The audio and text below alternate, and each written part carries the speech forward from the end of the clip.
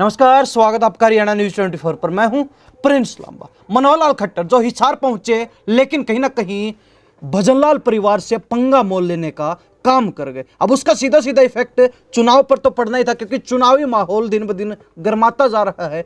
Hisar Lok Sabha seat पर जो प्रत्याशी हैं भाजपा के, रणजीत चौटाला, एक तो पहले से ही विरोध के शिकार हो चुके हैं। लगातार उनका विरोध चल रहा है, चाहे वो बाहरी विरोध की बात हो या फिर भाजपा के अंदर ही भाजपा के कैडर द्वारा ही उनका अंदरूनी विरोध किया जा रहा हो।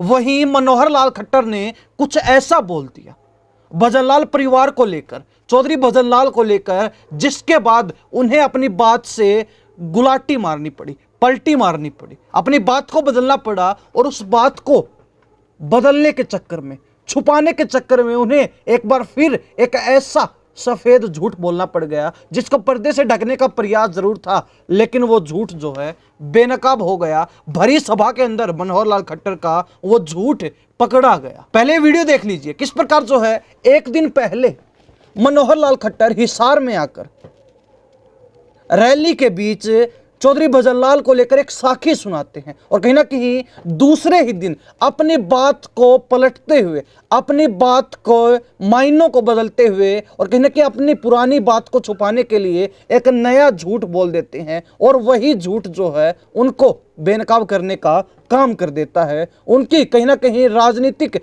मंशाओं को सबके सामने पेश करने का काम कर देता है। पहले वीडियो देख लीजिए। एक आदमी इसी इलाके की मुझे पुरानी घटना याद है, मैं आदमी नेता तो नहीं बताऊंगा, लेकिन अपने इस इलाके का कोई एक आदमी अपने नेता के बाद चंडीगढ़ चला गया कि जो मैंने फर्द बनवानी थी, और पटवारी ने पीछे ले लिए। बोले कितने ले लिए? बोला 100 रुपये ले लिए। और तू कहाँ से आया है? हिसार जिले से आया हूँ। कितना किराया लग गया? आखिर जी 100 आने का लग गया और 100 जाने का लगेगा, 2 दिन खराब होंगे। बोले 100 दे के उड़ा काम करा लिया, 200 रुपये क्यों खराब करे? ये नेताओं की सोच हुआ करती थी। चौधरी भजनलाल जी के साथ में घंटों बैठा, जब बैठते थे तो बहुत ही समस्याओं की बातें होती थी। कल किसी एक जगह मैंने थोड़ा सा इस बात को किसी और ढंग से कह दिया था, और आज बताया सोशल मीडिया में बहुत चलने लगा।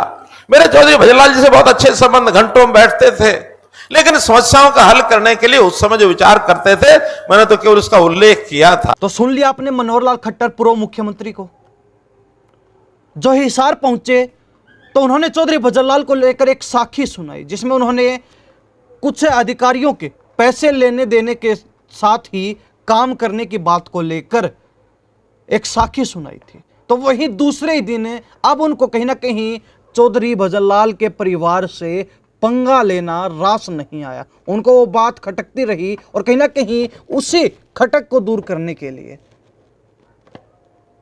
जो नाराजगी भजनलाल परिवार की लगातार बढ़ रही थी, उस पर कुछ विराम देने के लिए उन्हें अपनी बात से मुकरना पड़ा, अपनी बात से पलटना पड़ गया। और कहीं ना कहीं उसके बाद उन्होंने जो झूठ बोला वो आपने सुन लिया। उन्होंने कहा कि मेरे बड़े अच्छे संबंध थे चौधरी भजनलाल के साथ, हम एक घंटे जो है बैठकर बातचीत करते थे, लंबी लंबी हमारी जो है मुलाकात होती थी। अब यहां गौर करने वाली बात यह है, और राजनीतिक जानकारों का भी यही कहना है, हमने बातचीत की तो उसमें यही जानकारी हमें मिली कि चौधरी भजनलाल जो है 1979 से, यानी कि 1979 से और 1980 तक पहली बार सीएम बने थे जनता दल से। उसके बाद वो 1980 से और 1985 तक कांग्रेस के सीएम के रूप में जो अपना कार्यकाल पूरा करते हैं। तीसरी बार चौधरी भजनलाल जो है 1991 यानी कि 1991 से 1996 तक मुख्यमंत्री रहते हैं। अब अगर यहां बात की जाए मनोहर लाल खट्टर की, जो ये कह रहे हैं कि उनकी एक घंटे तक बातचीत होती थी, मुलाकात होती थी चौधरी भजनलाल से, तो मनोहर लाल खट्टर ठहरे आरएसएस के व्यक्ति, आरएसएस संघ से जुड़े हुए व्यक्ति, भाजपा के नेता। अब उस समय भाजपा जो है कहीं ना कहीं हरियाणा प्रदेश में विपक्ष की भूमिका में भी नहीं ठहरती थी। तो ऐसे में गौर करने वाली बात यही है, जो राजनीतिक जानकारों ने हमें बताई, कि मनोहर लाल खट्टर के पास उस समय भारतीय जनता पार्टी में कौन सा पद था, और कहीं ना कहीं पद कोई भी हो उससे कोई मतलब नहीं है, लेकिन वो किस भूमिका के चलते चौधरी भजनलाल से, मुख्यमंत्री से, और वो भी कांग्रेस के मुख्यमंत्री से मुलाकात करते थे, एक एक घंटे किस विषय को लेकर जो उनसे बातचीत करते थे, और आखिर उनकी भूमिका क्या होती थी, किस भूमिका, किस पृष्ठभूमि को लेकर जो है वो सीएम से मिलने पहुंचते थे। और कहीं ना कहीं यहीं से जो है मनोहर लाल खट्टर का एक झूठ पकड़ में आता है, एक सफेद झूठ, जो कहीं ना कहीं उन्होंने नाराजगी को दूर करने के लिए, जो भजनलाल परिवार और बीजेपी के रिश्तों में कुछ खटास आई हुई है, कुछ दरार आई हुई है, उस दरार को भरने के लिए, खटास को कम करने के लिए उन्होंने बोला, क्योंकि उनको पता है हिसार क्षेत्र चौधरी भजनलाल परिवार का गढ़ माना जाता है, और कहीं ना कहीं इस गढ़ में आदमपुर सीट एक ऐसी सीट है जिसे भजनलाल परिवार का अभेद किला माना जाता है, जिसको आज तक कोई भेद नहीं पाया है। हालांकि बीजेपी एक ऐसी पार्टी है जो अपने सहयोगी दलों को, सहयोगी नेताओं को कहीं ना कहीं कमजोर करने का काम करती है। एक उदाहरण के रूप में जेजेपी को देखा जा सकता है। आज दुष्यंत चौटाला जो गांव में नहीं घुस पा रहे, उनका जो है किसानों के द्वारा उनका जो है विरोध किया जा रहा है, और कहीं ना कहीं ऐसा ही कुछ अब भजनलाल के पुत्र कुलदीप बिश्नोई को लेकर भी देखने को मिल रहा है। कहीं ना कहीं भाजपा चाहती है कि जो भजनलाल परिवार का अभेद किला है उसको किसी न किसी तरीके से भेदा जा सके, और उसके प्रयास अभी से जो है शुरू हो चुके हैं। हालांकि कुलदीप बिश्नोई की अगर बात की जाए तो वो लगातार नाराज चल रहे हैं। कुलदीप बिश्नोई का जो परिवार है वो लगातार नाराज चल रहा है, अपनी नाराजगी भी कई माध्यम से वो व्यक्त कर चुके हैं। हालांकि नाराजगी साफ नजर भी आ रही है, और नाराजगी हो भी क्यों ना, क्योंकि कुलदीप बिश्नोई को उनकी मेहनत का फल नहीं मिला। कुलदीप बिश्नोई ने राजस्थान चुनाव में भरपूर मेहनत की, और कहीं ना कहीं अपनी मेहनत के बलबूते उन्होंने बिश्नोई बाहुल्य क्षेत्र में भाजपा को 20 से 21 सीटें जिताने का काम किया, जिसके बाद कहा जा रहा था कि उनके बेटे को मंत्रिमंडल में शामिल किया जा सकता है। लेकिन हरियाणा में नया मंत्रिमंडल बना, मंत्रिमंडल का विस्तार हुआ, वहां पर भव्य बिश्नोई का, कुलदीप बिश्नोई के बेटे का कहीं भी नाम नहीं था, नजदीक भी नहीं थे मंत्री बनने के। उसके बाद उम्मीद जो है लोकसभा चुनाव के ऊपर टिकी कि भाजपा जब हिसार लोकसभा सीट की घोषणा करेगी तो उसमें कुलदीप बिश्नोई का नाम अवश्य ही देखने को मिलेगा। हालांकि वहां भी कुलदीप बिश्नोई की भजनलाल परिवार की दाल नहीं गली।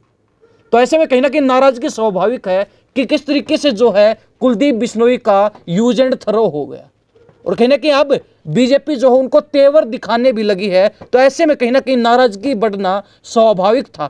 हालांकि मनोहर लाल खट्टर इस बात को पहले ही भाप गए कि जो नाराजगी है वो भी काफी प्रभाव डाल रही है भाजपा के प्रत्याशी के चुनाव के ऊपर।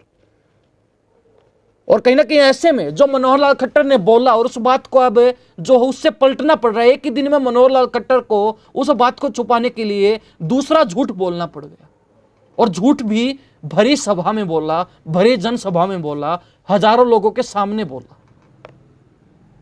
और तभी से जो है लगातार ये बात खड़ी हो चुकी कि मनोहर लाल खट्टर जो सीएम रहते हुए अक्सर अपने बयानों को लेकर चर्चाओं में रहते थे, विवादों से घिरे रहते थे, अब पूर्व मुख्यमंत्री होते हुए भी लगातार वो जो है विवादों में बने हुए हैं।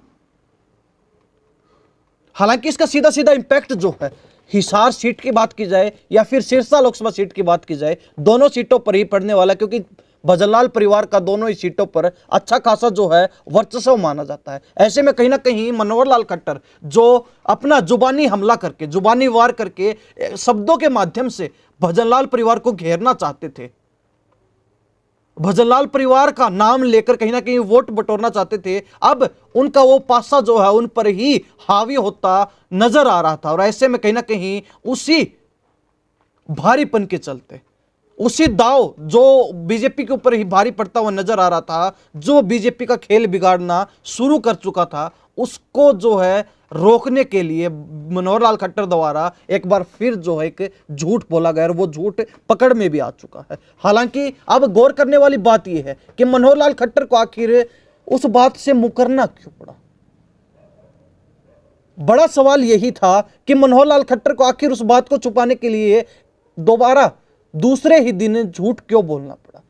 तो उसके पीछे की वजह यह है कि रणजीत चौटाला जो मनोहर लाल खट्टर के पसंदीदा प्रत्याशी हैं, और कहीं ना कहीं रणजीत चौटाला को भाजपा से हिसार लोकसभा प्रत्याशी बनाने में मनोहर लाल खट्टर का पूरा पूरा हाथ है। तो ऐसे में कहीं ना कहीं अगर रणजीत चौटाला मनोहर लाल खट्टर के बयानों के चलते, मनोहर लाल खट्टर के शब्दों के चलते हार का ग्रास बनते हैं, तो कहीं ना कहीं ये मनोहर लाल खट्टर कतई नहीं चाहेंगे कि वो अपने ही चहेते नेता की हार का कारण बने। और कहीं ना कहीं उनको अपनी दशा जो है हिसार लोकसभा क्षेत्र में पहले ही मालूम हो चुकी थी, और यही कारण है कि उनको अपनी बात से मुकरना पड़ा, अपनी बात से पीछे हटना पड़ा, और उस बात को छुपाने के लिए उन्हें झूठ भी बोलना। हालांकि भजनलाल परिवार अब भी लगातार जो है नाराज चल रहा है। ये नाराजगी जो है अब तक दूर नहीं हो पाई है। एक तरफ भाजपा बाहरी विरोध का शिकार हो रही है, वहीं दूसरी तरफ भाजपा के जो प्रत्याशी हैं उनको अंदरूनी विरोध का सामना भी करना पड़ रहा है। और ऐसे में अगर इसी प्रकार